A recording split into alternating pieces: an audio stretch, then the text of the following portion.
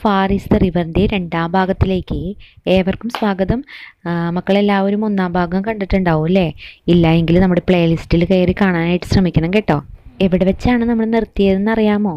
Part 1 നമ്മൾ കണ്ടത് പുല്ലരിയാൻ പോകുന്ന ഒരു പെൺകുട്ടീനെ കണ്ടു. ആ പെൺകുട്ടിയുടെ കയ്യിൽ എന്തുണ്ടായി? അരിവാളുണ്ടായി. ആ പെൺകുട്ടിയുടെ കൈകളിൽ നിറയെ വളകളുണ്ടായി. ആ വളകളുടെ ശബ്ദത്തെ റസ്കിൻ ബോണ്ട് മനോഹരമായി വിവരിക്കുന്ന ആ ഭാഗം വെച്ചിട്ടാണ് നമ്മൾ നിർത്തിയത്. ഇനി നമുക്ക് വായിക്കാം. How far is to the river asked the boy. The girl had obviously never been to the river, or she may have been thinking of another one, because she said 20 miles without any hesitation. നമ്മുടെ കുട്ടി അവളോടും ചോദിച്ചു, എത്ര ദൂരമുണ്ട് പുഴയ്ക്കരികിലേക്ക്? അപ്പോൾ നമ്മുടെ ഈ പെൺകുട്ടി പറയാണ്, ഈ പെൺകുട്ടി എന്തോ ചിന്തിച്ച പോലെയോ അതോ ഈ പുഴ കണ്ടിട്ടില്ലാത്ത പോലെയാണ് കുട്ടി. ആ കുട്ടി പക്ഷേ ഒട്ടും ഹെസിറ്റേഷൻ കൂടാണ്ട്, ഒട്ടും മടി കൂടാണ്ട്, ഒട്ടും ആലോചിക്കാണ്ട് അവൾ പെട്ടെന്ന് പറഞ്ഞു 20 miles എന്ന്. The boy laughed and ran down the path. A parrot suddenly screeched, flew low over his head. A flash of red and green. The bird disappeared amongst the trees. നമ്മുടെ കുട്ടി ചിരിക്കുകയാണ് ചെയ്തത്. അവന് മനസ്സിലായി അതിനെക്കുറിച്ച് വ്യക്തമായിട്ടുള്ളൊരു ധാരണയില്ല എന്ന്.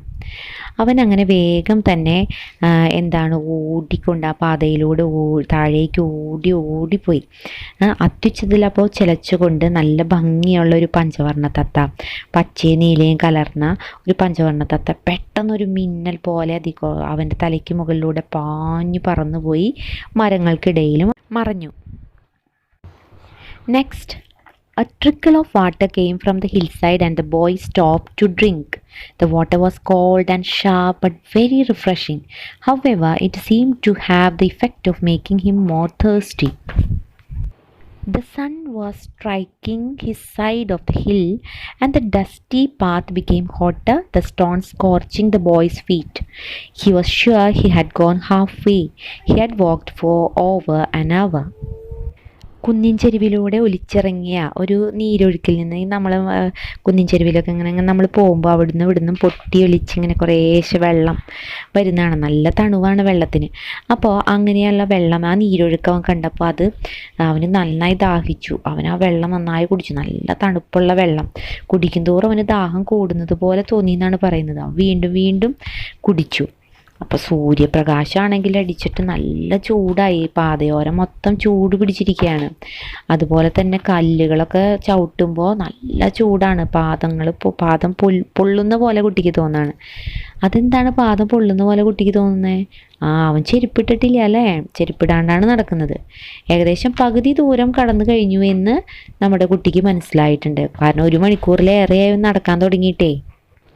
നോക്കൂ, presently he saw another boy ahead of him, driving a few goats down the path.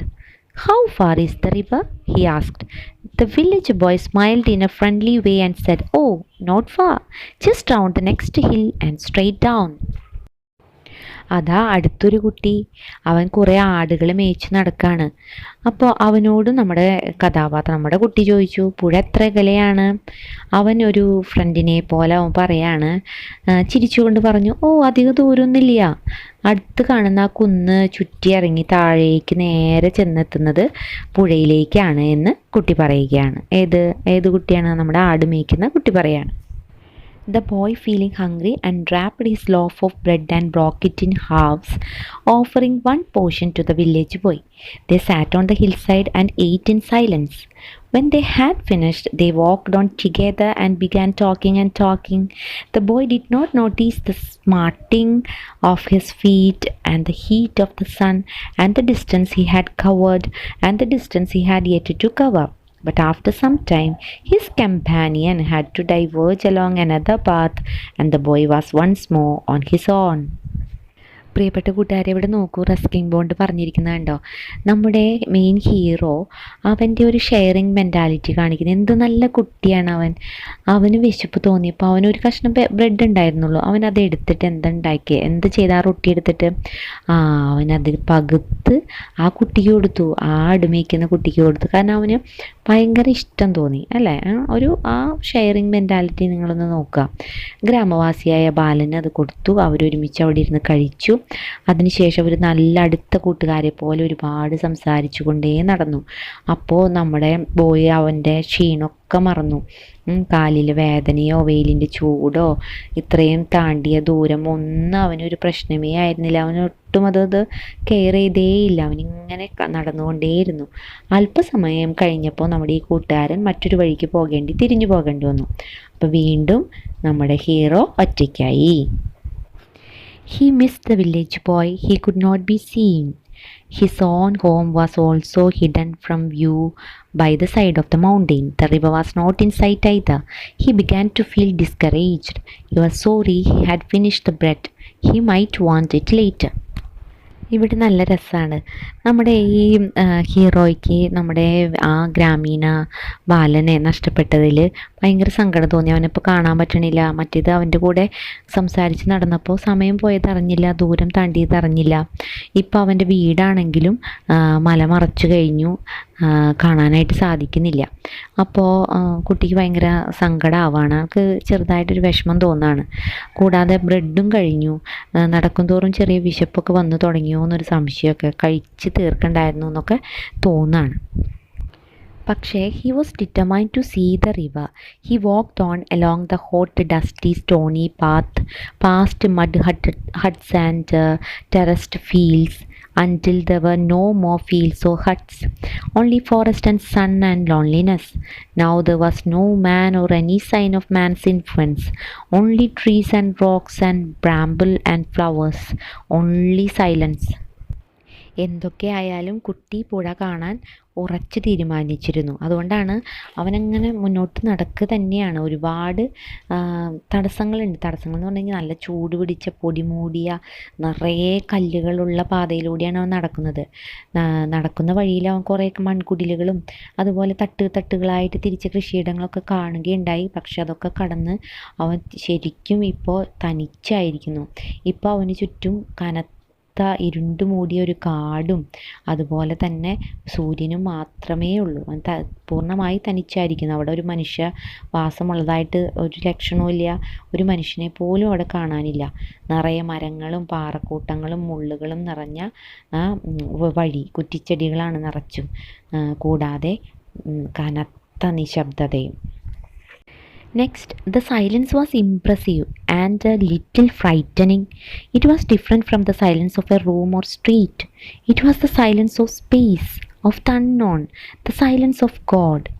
Then, as the boy rounded a sharp bend, the silence broke into sound. അതൊരു വല്ലാത്ത നിശബ്ദതയായിരുന്നു. അല്പസ്വല്പം പേടിപ്പിക്കുന്ന ഒരു പ്രത്യേക തരത്തിലുള്ള നിശബ്ദത. നമ്മുടെ വീട്ടിലെ റൂമിലുള്ള നിശബ്ദതയല്ല, സ്ട്രീറ്റിലുള്ള നിശബ്ദതയല്ല. ഇത് സ്പേസിലുള്ള നിശബ്ദതയാണ്. അറിയാത്ത ഒരു നിശബ്ദത, ദൈവത്തിൻ്റെ ഒരു നിശബ്ദതയാണ് എന്ന് കുട്ടി ചിന്തിക്കുകയാണ്. അപ്പോൾ അവൻ ഒരു കൊടും വളവ് കടന്ന് തിരിഞ്ഞപ്പോൾ പെട്ടെന്ന് വല്ലാത്തൊരു ശബ്ദം കേട്ടു. A sudden roaring sound, the sound of the river. Far down in the valley, the river tumbled over rocks. The boy gasped and began to run. He slipped and stumbled, but still he ran. Then he was ankle deep in the painfully cold mountain water, and the water was blue and white and wonderful. പെട്ടെന്നൊരു വലിയ ആരവം, വലിയൊരു അലർച്ച. എന്തിൻ്റെ ശബ്ദമായിരുന്നു അത്? അതേ, പുഴയുടെ ശബ്ദമായിരുന്നു അത്. അതാ അങ്ങ് ദൂരെ ആ താഴ്വരയ്ക്ക് താഴെ ഇതാ നമ്മുടെ പുഴ, അവൻ തേടിയ പുഴ, അവിടേക്ക് അവൻ എത്തിയിരിക്കുകയാണ്. അവൻ ഓടി, ശ്വാസം അടക്കി പിടിച്ച് കിതച്ചുകൊണ്ട് അവൻ ഓടി. തന്നെയും പിന്നെ ഓടി. അവൻ തെന്നി വീഴാൻ പലതവണ പോയി, എങ്കിലും അവൻ ഓടി. എവിടെ വരെ? ആ പുഴയിലെത്തി. ആ പുഴയിലെ തണുത്ത വേദനിപ്പിക്കുന്ന ആ പർവ്വതനിരയിൽ നിന്ന് ഒഴുകി വരുന്ന ആ വെള്ളത്തിലേക്ക് കാലെടുത്ത് വെക്കുന്നത് വരെ അവൻ ഓടി. ആ വെള്ളം നല്ല നീല നിറത്തിലുള്ള മനോഹരമായ അത്ഭുതകരമായ ഒരു വെള്ളമായിരുന്നു. വിസ്മയകരമായൊരു അനുഭവമായിരുന്നു അവനത്. ഏറെ തണുപ്പ് നിറഞ്ഞ വെള്ളത്തിലേക്ക് കണങ്കാൽ വയ്ക്കുമ്പോൾ തോന്നുന്ന ഒരു വേദന, അതിനേക്കാളപ്പുറം വെള്ളയും നീലയും കലർന്ന വെള്ളത്തിൻ്റെ മനോഹാരിത എല്ലാം കണ്ട് വിസ്മയിച്ച് നിൽക്കുകയാണ് നമ്മുടെ കുട്ടി. നമ്മുടെ റൈറ്ററെ നോക്കൂ, റസ്കിൻ ബോണ്ട്. അദ്ദേഹം is an Indian writer who writes in English. He has written novels and poems and is known mostly for his contributions to children's literature. Ruskin Bond ഇന്ത്യക്കാരനായ ഇംഗ്ലീഷിൽ എഴുതുന്ന ഇന്തോ ഇംഗ്ലീഷ് റൈറ്ററാണ്. അദ്ദേഹം ഒരുപാട് നോവൽസും പോയംസും ഒക്കെ എഴുതിയിട്ടുണ്ട്. മെയിനായിട്ട് കുട്ടികൾക്ക് വേണ്ടിയിട്ടാണ് അദ്ദേഹം എഴുതിയിരിക്കുന്നത്. He has more than 500 short stories to his credit. അദ്ദേഹം ഏകദേശം 500-ൽ പരം ചെറുകഥകൾ എഴുതിയിട്ടുണ്ടെന്നാണ് പറയുന്നത്.